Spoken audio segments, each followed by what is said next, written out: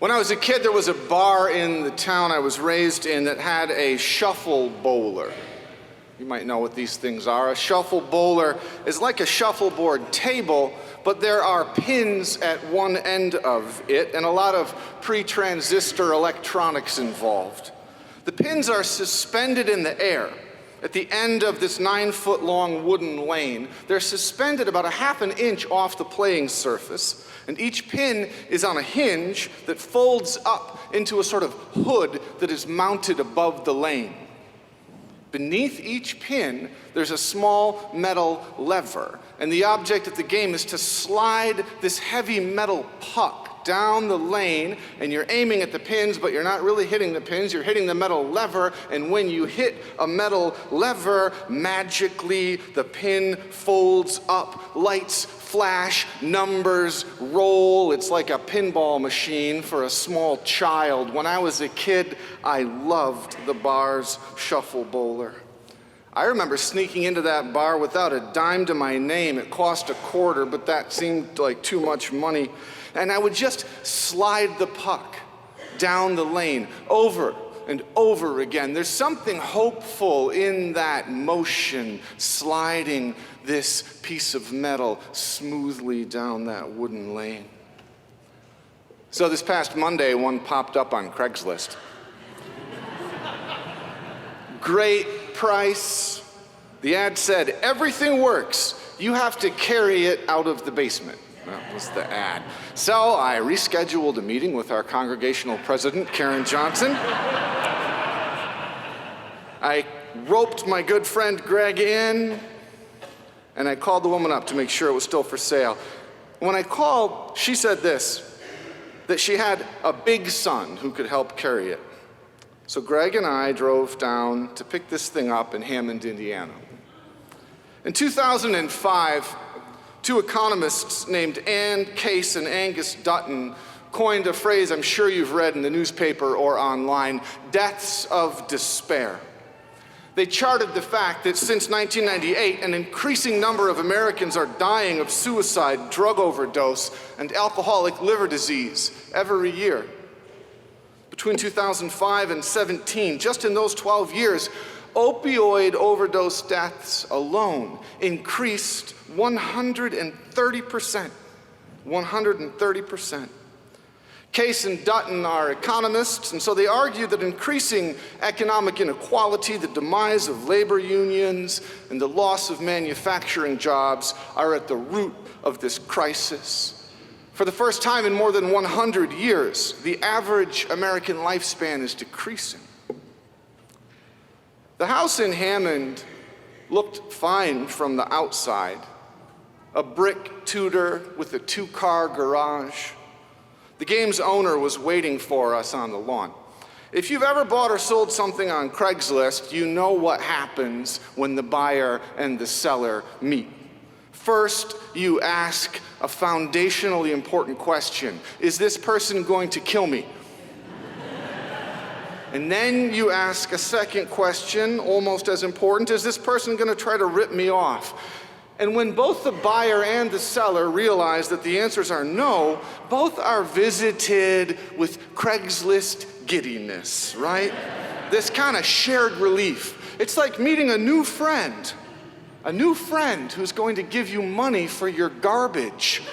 Right? Or a new friend is going to sell you a priceless treasure for $50. It depends on your perspective. So we were happy on the lawn, but as soon as I stepped inside the house, I knew something was wrong. Cigarette stink clung to everything. And sometimes that can smell good, I think, still, but this smelled like wet grief, especially down in the basement. The game looked great, though. Greg and I took the legs off. We took the pin apparatus and the scoreboard off. We set the bowling lane and the endlessly heavy, rudimentary electronics inside of it down on the floor. And together, these things formed a very heavy 9x2 rectangular box painted in circus colors.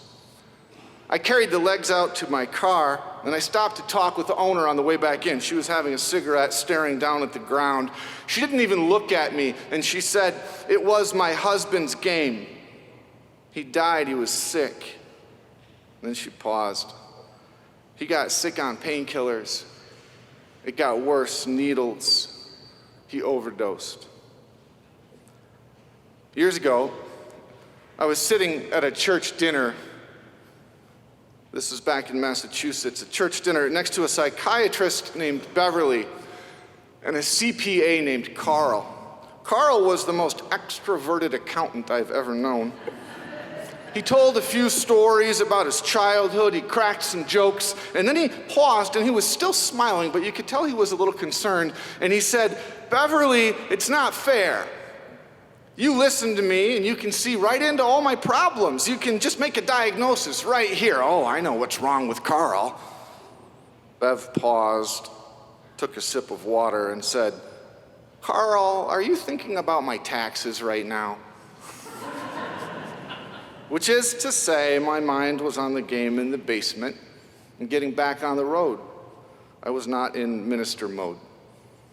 I'm not proud of that, but I murmured a quick condolence and then I headed back to the basement. She called her big son down from his bedroom, and this kid emerged in a cloud of smoke, and he said nothing. The turn at the top of the stairs to get out the side door looked tight. Down there in the basement, Greg stood at the foot of the table, I stood at the head, the dead man's son tried to carry the center of the thing. We moved up the stairs with care. It weighed a ton, 9 feet long. And it was not until the top step that we realized the turn out of the stairwell wasn't going to allow for anything longer than 8 feet. We were stuck there in the stairwell, breathing heavy, irritated. It was only then that the owner remembered a cellar door that had been bricked in 5 years after her husband brought the game home. I looked across the box at the silent son. His face was vacant, erased by grief and self-medication. I felt embarrassed by our failure. Failed pallbearers. That's where my mind went, straight to the last time I strained under the weight of a heavy rectangular box on a flight of stairs. Jeff, a funeral director, and I carrying Cynthia Bunch's coffin out of this building after her funeral. That's where my mind went, straight to the first time I did a funeral for a boy who had OD'd and died with a needle in his arm, this 18-year-old kid named Andy at the church I served in Boston. His dad told me that when Andy was a little boy, he would draw for 3 hours at a time. Members of Andy's Boy Scout troops were the pallbearers at that funeral. They wore their uniforms. I doubt that Andy had much in common with that dead man in Hammond, aside from the fact that they both died a death of despair. Ann Case and Angus Dutton, these two economists, they're a married couple, and I think that probably helped them survive the immense amount of criticism they came under after their paper was first published. Right-wing critics said that blaming suicide and addiction on the economy is to practice the worst sort of quasi-Marxist materialist reductionism. Mental health professionals asked if these two economists really understood the complexities of depression, and left-wing sociologists said they didn't go far enough.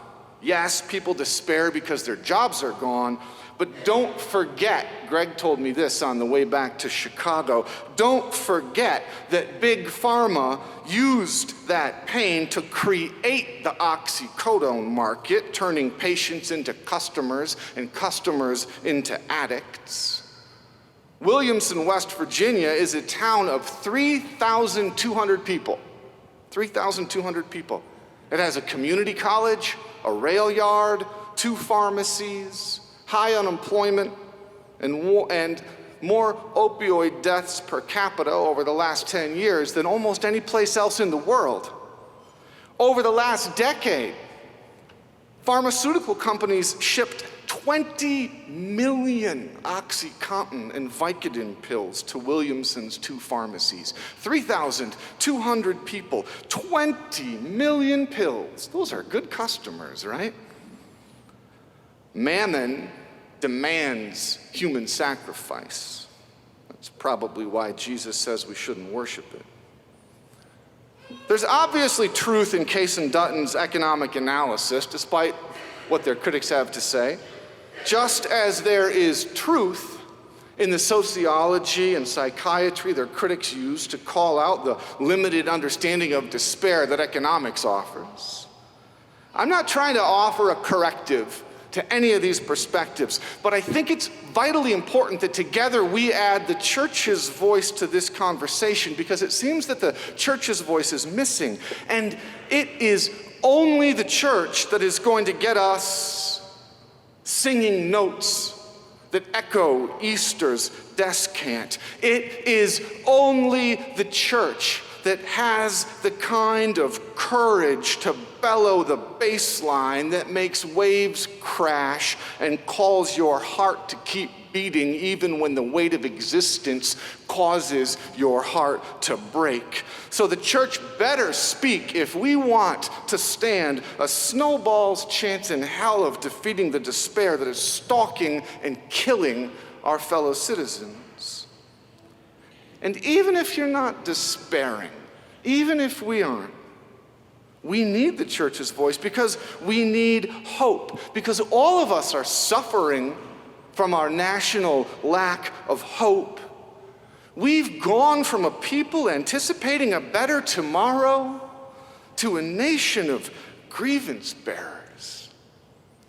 Eric Hoffer said this back in the 1960s: "To be resentful is to have a purpose in life. A grievance can almost serve as a substitute for hope. And it often happens that those who hunger for hope give their allegiance to him who offers them a grievance. It often happens that those who hunger for hope give their allegiance to him who offers them a grievance." Maybe that's too philosophical, maybe even too political. All I want to know is this: what should the church have said to Charlie and that dead man in Hammond before the words of comfort we mumbled at their funerals? Here's what we should have said. First, hope is not the opposite of despair. We aren't called to choose or suffer or experience one or the other. When God made the world, she called it good. Good. Good. Creation is God's good work. God didn't make evil. Augustine said way back when that evil has no substance. Evil is the absence of good. It's not the opposite of good. It doesn't have substance any more than a wound in your flesh has substance. It is your skin that is real. The wound will heal. Despair is not a dark force at loose in the world. Despair is the absence of hope. Second, optimism isn't hope. Optimism is an attitude, and no attitude is strong enough to combat 20 million Vicodin. For Christians, optimism is naive. We're realists. We believe in sin. A mass shooting happens, we don't pretend it didn't happen. We light candles and we grieve. We know. How can you not know if you go to church? We know that to be is to be afflicted, perplexed, persecuted, struck down, dying. But we believe that God is stronger than all of these things. And so for a Christian, optimism cannot help but be naive. And pessimism, the conviction or the attitude, the belief, the suspicion that things are bad and getting worse, always, pessimism is atheistic. Neither optimism nor pessimism will serve you well. The glass is not half full, nor is the glass half empty. The glass is an abstraction. And abstractions are not real. We make them out of speculation, then bow down and give them power. Are you a glass half empty person or a glass half full? Make up your mind. The glass is real, right? It's not real. There's no glass. Where's the glass? Have you ever seen it? I've never seen it. There's no glass. What is real is the dirt on the ground of the shed that Jesus Christ was born in. His mother was named Mary. She was real. Nazareth is a real town.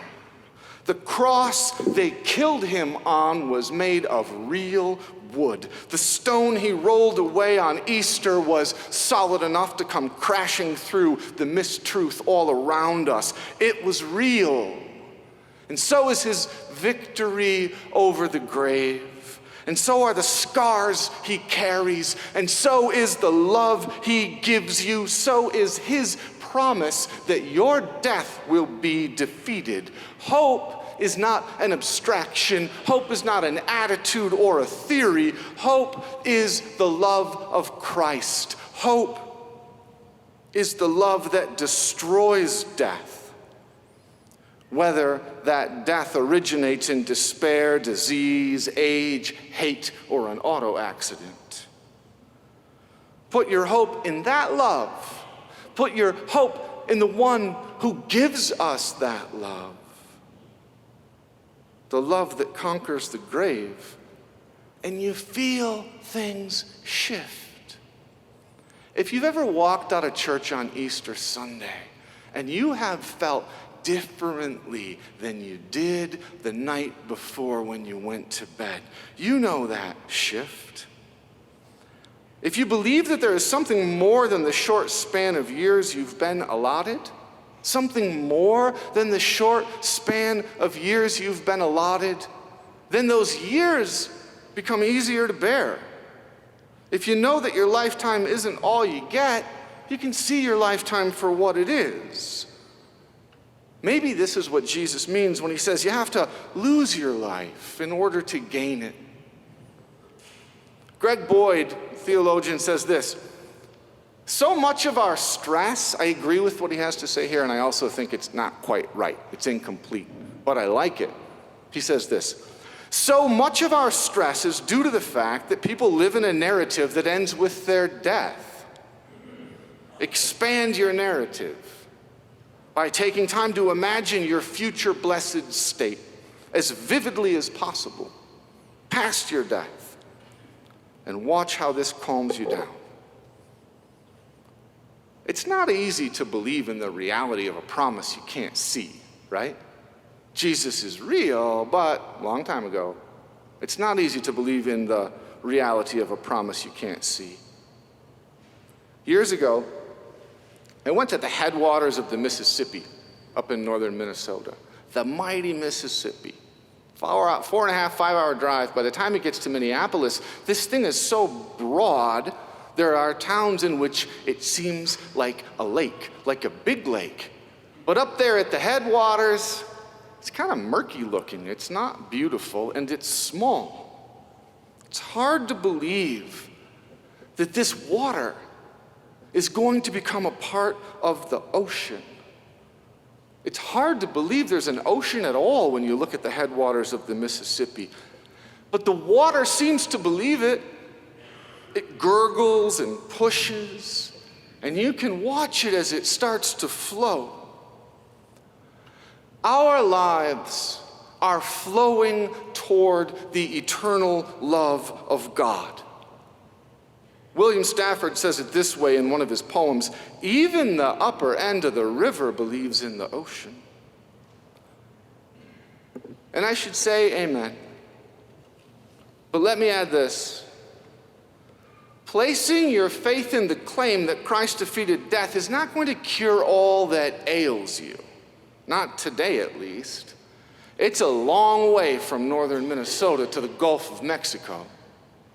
Jesus is not a replacement for or an alternative to or a rival to the things that will make you well in the meantime that is this lifetime. Ultimately, we are all going to be healed.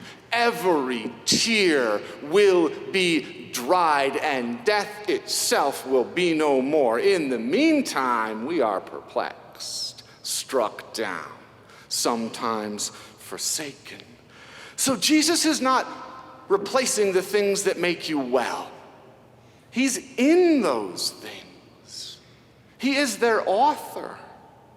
He is their motivation.